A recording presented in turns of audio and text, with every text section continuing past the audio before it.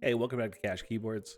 The other day I got a text that said, I need a sturdy TKL and a pop of color that won't break the bank. And as always, I got you.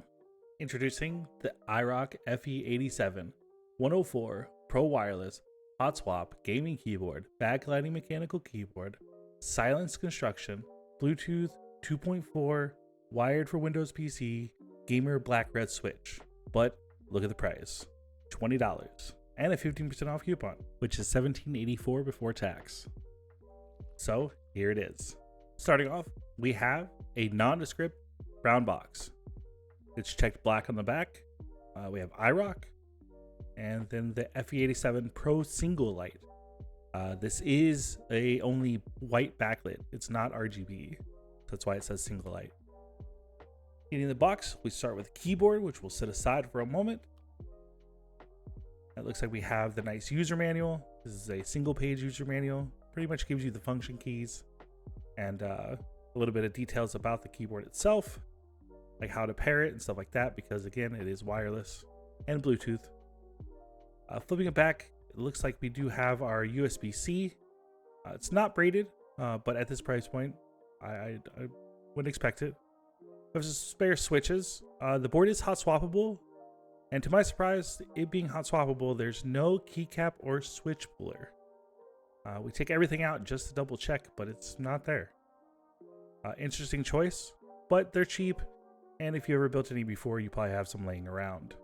All right, moving on to the main attraction of this show, the keyboard itself. It is black on black, has shine through legends. It's USB-C, 2.4, and Bluetooth. Flipping over to the back, it looks like we have 2-stage feet, so you can adjust the tilt and angle for your typing experience, which I do like to see. They're really sturdy and stiff, which is also really nice to see. Both of them do have rubber matting, so that way it slides around less on your desk. And then there's a cutout for the wireless dongle in the back, which you can actually see is missing. There's no wireless dongle. We did take everything out of the box, so let's go ahead and see if we can find that. All right, and it actually looks like it fell out in the actual bag, and here it is. If you flip over your keyboard, there's actually a storage spot for it, and it can sit in there. But I actually don't recommend this. As you can see in the bag, the reason why it fell out is because there's no feature that secures it into the housing. There's no magnetism, there's no anything, there's no clip. It just kind of slides in and out, and it takes no effort for it to fall out. All right, taking a look at the body, as you can see, it does slide around a bit on this mat, but it's got some restriction, and I don't think it would slide around that much on a actual desk mat. The weight is crazy. iRoks always have a lot of weight, and it's due to their construction, which we'll pop it open. We'll take a look at it in a minute. We'll start off by pulling off a keycap. These are just your plain standard ABS keycaps, kind of thin, got a bit of shine through, and it also reveals the red switch. These are iRok branded red switches. I'm not sure of any of the specifications for this switch. I'm assuming they are like a cherry red clone, but there's no actual details on what any of the actuation force or travel is. They do feel a bit lighter than a typical cherry red, so maybe around 40 grams if I had to guess, but that's all I know. But without further ado, let's go ahead and get these keycaps off. Now remember, because it didn't come with a keycap or a switch puller, you are going to have to bring your own to this party. They're really cheap and affordable, and any style will work. It doesn't matter if it's the one with the little tongs, it doesn't matter if it's like this push and pull one. It's really up to you. Now, one thing I do know, it's really easy for the switches to come out on this board because I've pulled them apart before. If you're pulling your keycap and a switch comes out, no big deal. You can simply reinsert it if you don't plan on lubing it in the future. If you do plan on lubing in the future, well, congrats to you. That's one less switch you have to pull. If it does come out like this, just make sure your pins are good. You'll grab both the keycap and the switch firmly with your finger, then you can just wiggle it and pull it apart. Simple as that. Now we can just set both of them to the side, and we'll continue pulling our keycaps off until we have them all done.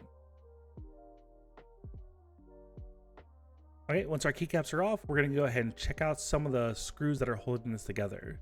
See if we can get an idea of exactly how to take this apart. I do see some visible screws here. I assume we're going to have to remove the top case before we can proceed. So I think it'll be easier if we go ahead and pull out our switches, just so we don't have any interference when we're trying to separate everything. So we'll go ahead and grab our switch puller and we'll pull them out. Note, this is crazy easy. This has to be one of the easiest boards I've ever pulled switches out of. I don't know if it's just because of how sturdy it is with steel plate or just how loosely they fit in, but they don't feel like they wiggle and they come out really easy, which is a plus. All right, now that we have our switches out, we go ahead and grab our sonic screwdriver and start removing the screws. This is the portion where I grab my magnetic bowl so I don't lose my screws. This is a big problem because I have a tendency of losing and dropping things. So if you're like me, grab a magnetic bowl. They're really cheap if you found at a hardware store or Amazon or anything like that.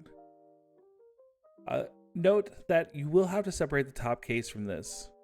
There is a security screw that's going to be under the case itself, so don't try to pull it apart without separating the case. And as soon as we have all of our screws out, now I'm going to go ahead and inspect the top case to see how we get this apart.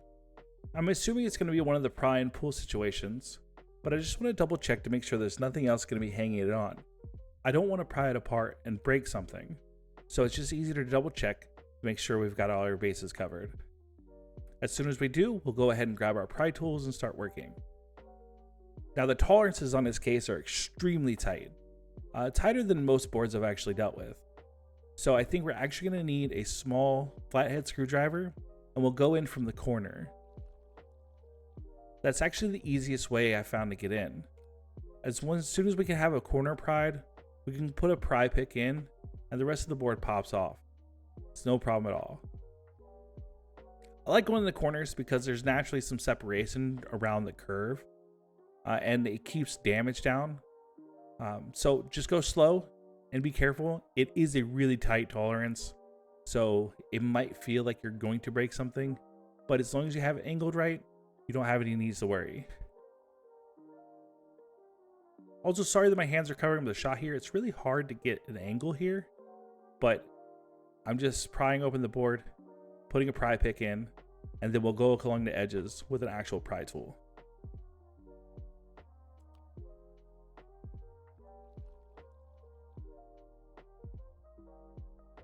Now your clips are all the way around. You have a lot of clips on the front, sides, and back. So just go through and you can hear them audibly pop. Remember, at this part, you don't want to force it open. You don't want to break anything. We're not sure if there's daughter boards in here. We're not sure if there's something connected. We're not sure if there's additional screws. So just safe bet, keep it slow, keep it steady, and you'll be good to go. All right, a few more pries here, a few more clips, and we should have this thing open.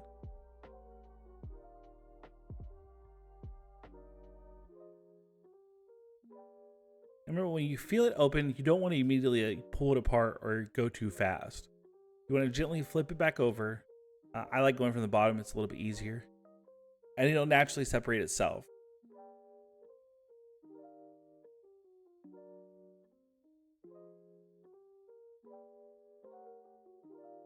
And here's the top case. It's all good to go, but we're going to set it to the side and focus on getting into this keyboard itself. If you notice up here in the top left corner, there is a sticker with the iRok logo. This is the security screw. You can pick the sticker off, or you can do what I do and just push down where the sticker is and unscrew it. I don't like trying to pick the stickers off. They get really annoying. But that is the last screw in here, and that relieves the plate from the case itself. So now we'll have access to the plate and PCB.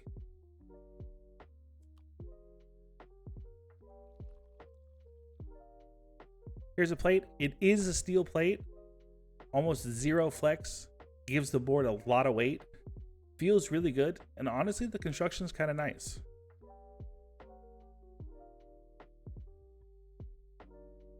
This reveals the foam for the switches and also a switch pad, which is really surprising. it seems that every time I open an iRok keyboard, there's something else that they've added. I remember the first one I ever opened and it just had case foam.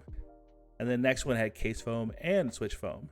And now we have switch pads, switch foam, and case foam, which is crazy.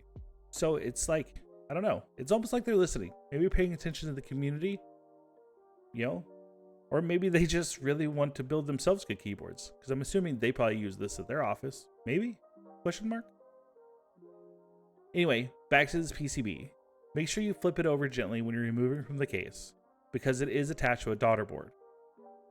You can lay it down. Using a couple of fingernails, you can disconnect the cable from the board itself. I would recommend trying to disconnect it via the connector. I know it sounds silly, but you don't want to be pulling on the wires. They're typically really thin and they can be fragile. So just take it slow, wiggle it back and forth a little bit, and it should pop right off. This will separate the PCB from the case so you can pull it all out now. This will reveal the foam. This is a thin foam. We're going to go ahead and pull it out. All right, so here we are. This is our battery. This is a 3000 milliamp hour battery, which, to be honest, I'm not actually sure about battery life ever. It varies from user to user and environment to environment. If it's hot or cold where you live, can all change performance of your battery. I don't actually use pretty much anything wireless, but you know, results may vary, just to be forewarned. Now, there's not really any room to add foam or change foam out, and to be honest with you, all the foam that comes with this is pretty decent. If I had to change anything, it might be the bottom case foam here. I could use EVA foam or some other sound dampening material, but since there is all this other foam, we're just going to go ahead and put this back in here because it's already cut out and formed and shaped to what it requires. Also, I don't like mixing weird foams with batteries just in case something happens, and I don't like to put a lot of pressure on the battery as well. So we'll put our foam back in here, get it all squared away, and we're going to go ahead and do a quick tape mod to the back of the PCB. Now the tape mod is just going to dampen the sound just a tad bit more. I get worried about budget keys that have weird popping or weird echoey noises to the case.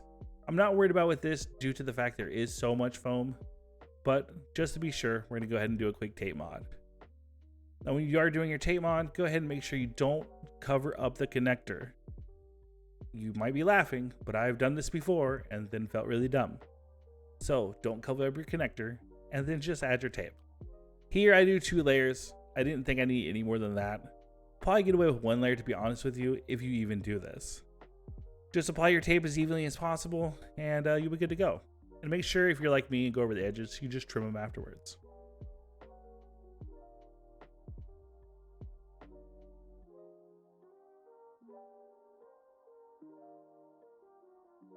Now when it does come to trimming, I like using scissors.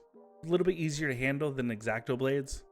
Plus, you know, I think I get more precision cuts with a set of scissors, although these are getting kind of dull and I might need to get new ones because boy are they not doing a good job. But you can use whatever your heart desires. It doesn't really matter. Once we're all taped up, we'll go ahead and connect our daughter board back to the PCB. Don't forget this step. I definitely didn't forget this step. Wink, wink. But once you get this all connected up, we're going to go ahead and place it back in the case and we'll be done with this part. Now note, if you do the tape mod, you're going to have to force the post back through the tape to get it through the PCB. This can be done in 2 ways. You can either force it, which can be sketchy, or you can make guide holes by grabbing a small screwdriver and just poking little holes through your tape where the posts are. I do it both ways, and honestly, if there's a better way, you can leave it in the comment below and I'll consider it. But yeah, I just make a small hole and then apply pressure. Sometimes I don't make holes and I just apply pressure. It really just depends on how it feels, to be honest with you. Either way works. I use the palm of my hand to apply pressure just so it's more even, if that helps you. But after that's all done, we'll add our foam back. Make sure it's all lined up. Notice I didn't take the switch pads off. I don't like lining those up, to be honest with you. I like to just leave them on there if I can, make sure they're in position. They could be a bit of a pain. Before adding our plate back, we're going to go ahead and check the stabilizers. They are lubed, and then I'm checking them to see how much wiggle room they have to see if they have any clackiness against the plate itself. These are in here pretty solid. So I see that they're lubed and they don't have any wiggle room. We're not going to really mess with them. We might add some dielectric grease to them later when we're tuning them, but for right now, I think they're good to go. So we grab our screws, grab our sonic screwdriver, and put it all back together.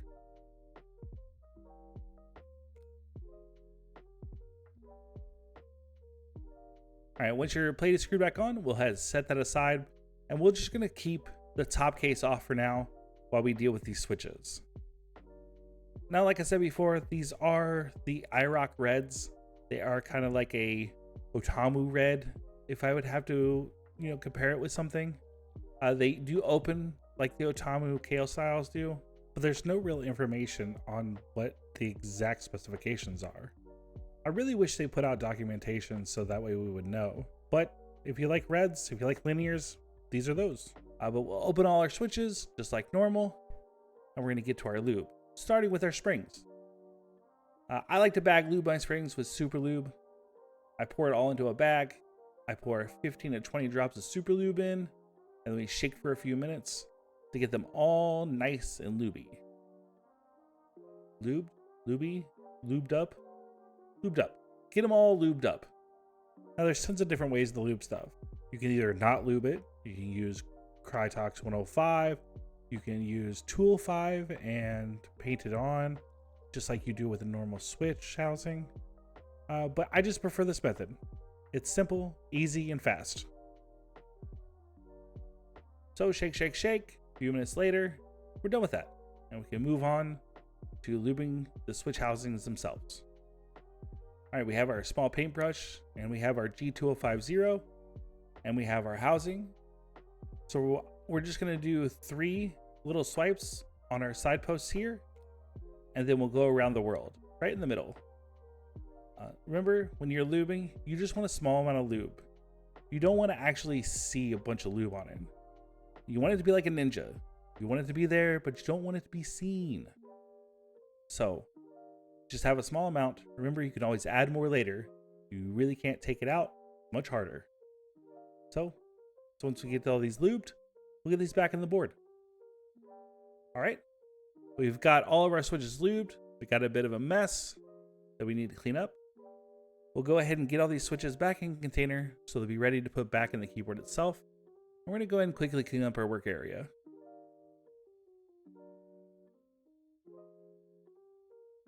All right, now that our work area is cleaned up, we're going to go ahead and get some switches in here so we can test our stabilizers.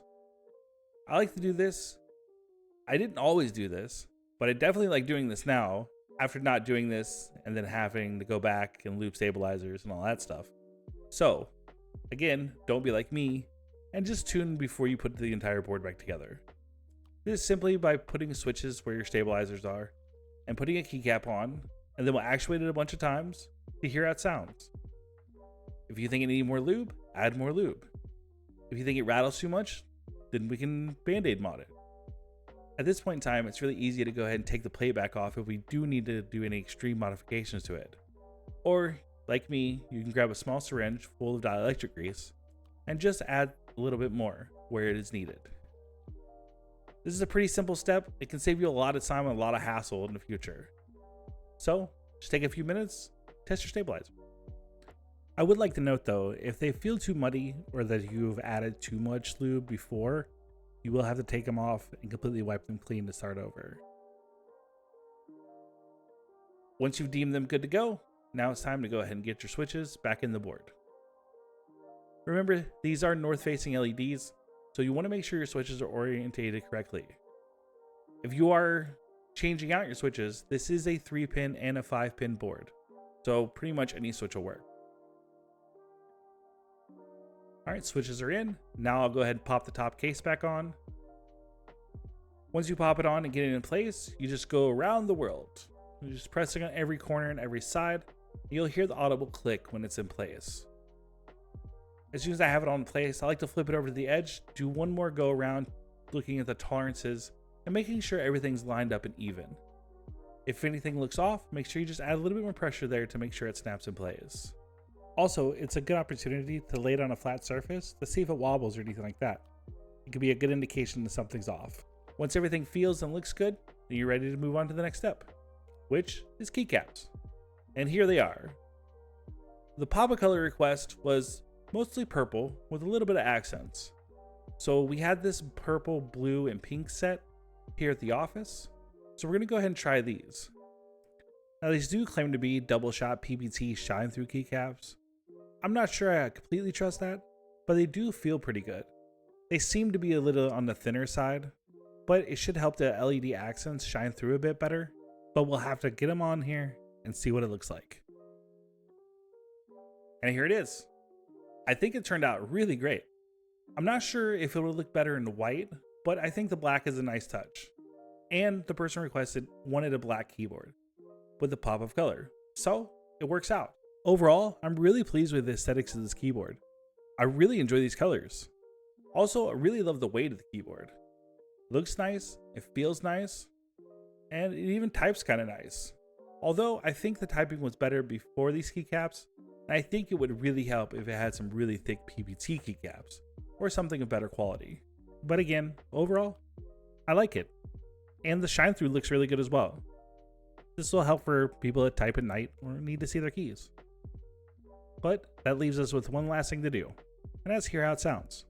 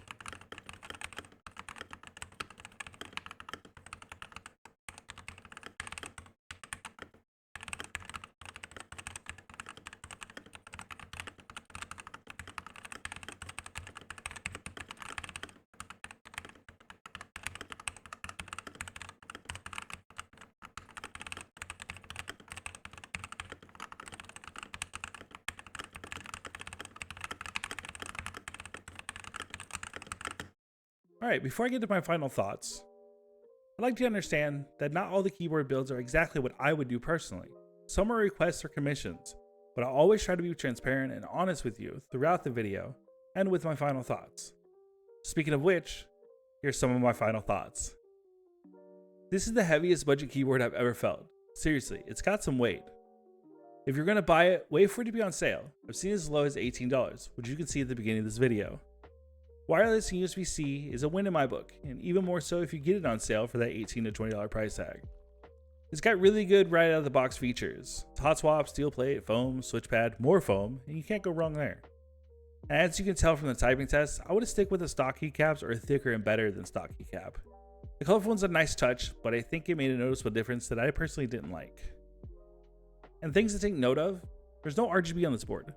It's backlit only, and it's white, stuck on white. The switches aren't bad, but they need some love. You can really feel the plastic scratching before lubing them. And it has a steel plate, so if you like a board with a lot of flex, this might not be what you're looking for. And those are my final thoughts. If you made it this far, I just want to say thank you for watching. You could drop a like and hit subscribe. It would mean a lot to me. It would help the channel out. And remember, links to all the products featured in the video are down below. Some are affiliate, some regular links. And that's it. It's the end. Thanks for watching. Keep keyboarding.